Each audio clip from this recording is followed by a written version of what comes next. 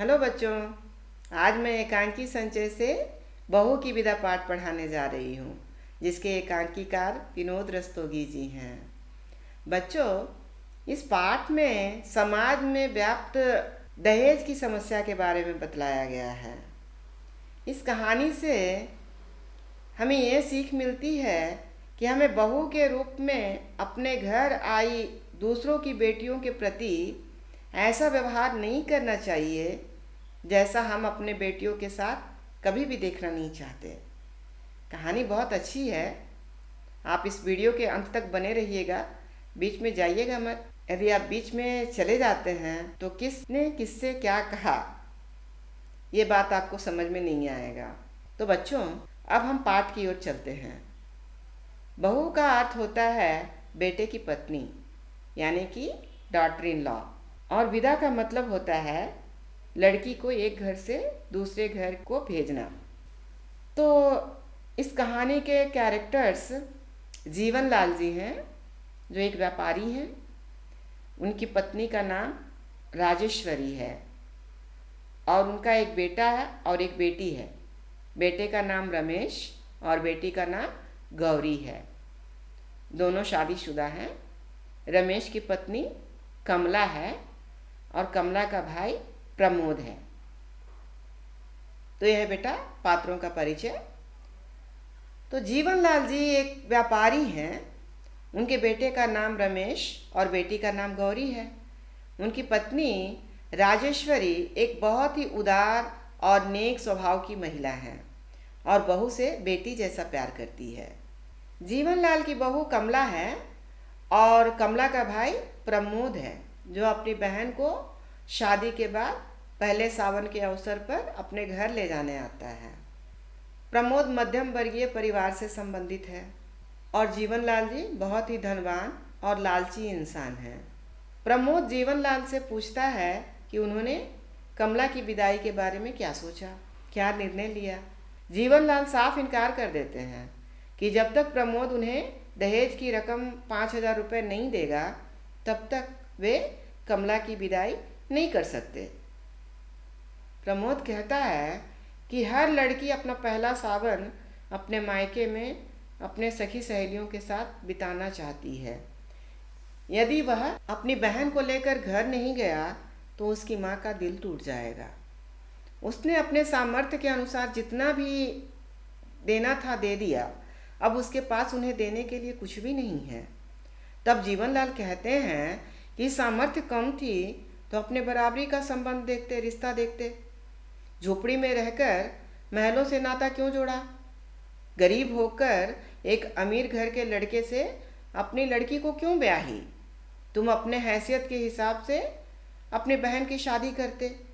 और फिर कहते हैं दहेज देना तो दूर की बात, बारातियों का स्वागत भी ठीक से नहीं किया।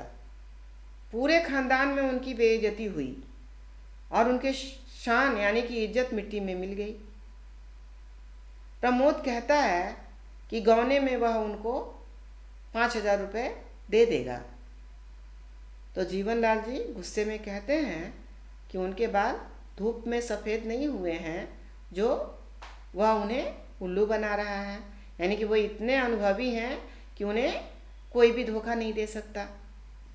जब तक वह दहेज की रकम 5,000 रुपये उनके हाथ में नहीं रख देता तब तक कमला की विदाई वे नहीं करेंगे और यह उनका आखिरी निश्चय है। प्रमोद कहता है कि यह तो अन्याय है। यदि रमेश बाबू यानी कि कमला के पति होते तो ऐसा नहीं होने देते। तब जीवनलाल कहते हैं कि रमेश उनका बेटा है, वह उनके मुंह नहीं लगता और बड़ों की इज्जत करता है। तब प्रमोद भी गुस्से में कहता है कि बेटी वाला समझकर वे उनका अपमान कर रहे हैं। वे ये नहीं भूलें कि वो भी बेटी वाले हैं, उनकी भी एक बेटी है। यह सुनकर जीवनलाल गुस्से में कहते हैं कि गौरी की शादी में उन्होंने बारातियों का इतना स्वागत किया कि देखने वाले देखते ही रह गए। सभी ने दांतों तले उंगलियां दबा ली। उंगलियां दबाना यानी कि आश्चर्यचकित होना। बेटी वाले होकर भी उनकी मूछें ऊंची हैं, यानी कि उनकी शान बहुत ही ज़्यादा है। रमेश भी गौरी की विदाई के लिए गया है।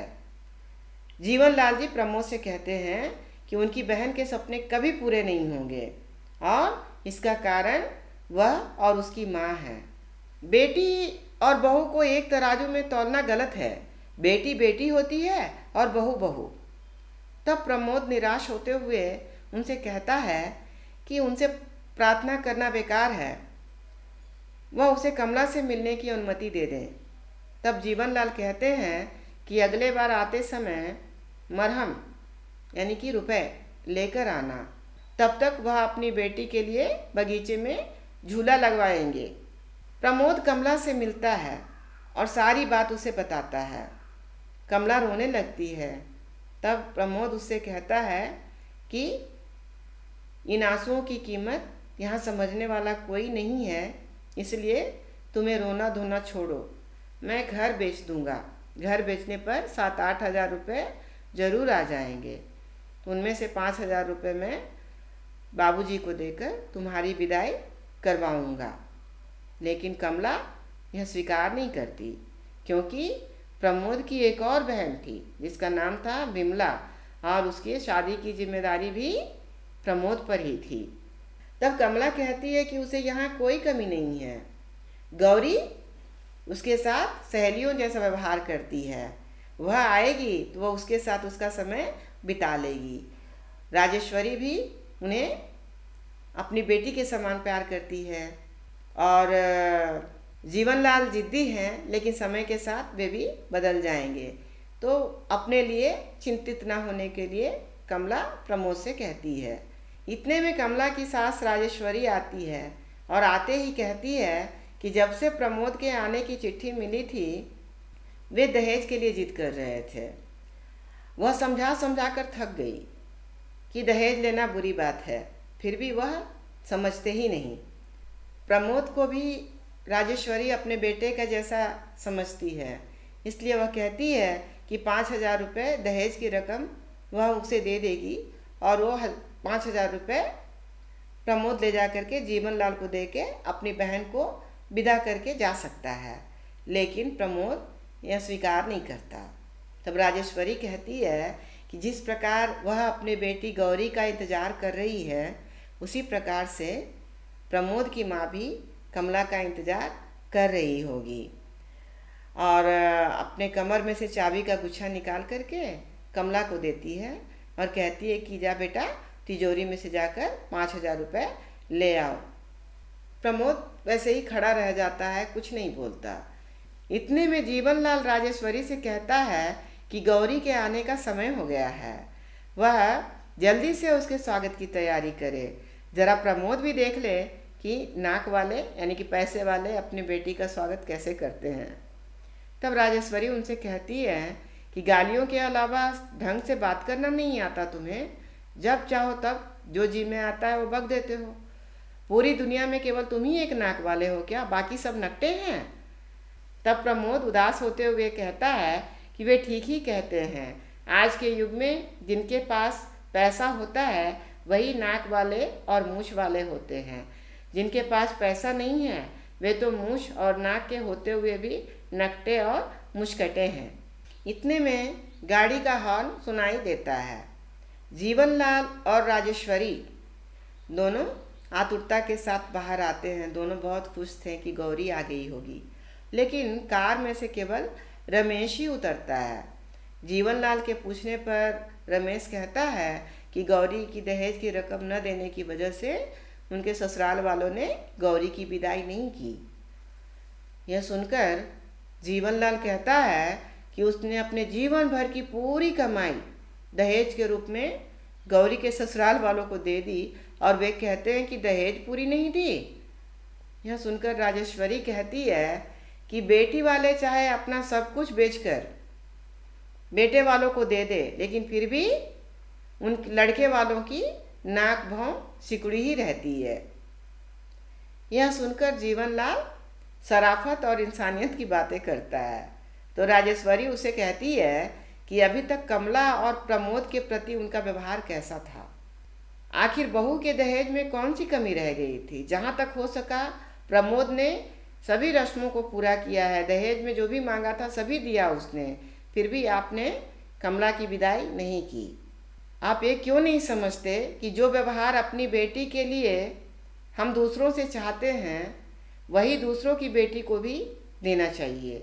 जब तक बहू और बेटी को एक नहीं समझेंगे तब तक आपको शांति और सुख दोनों नहीं मिलेगा।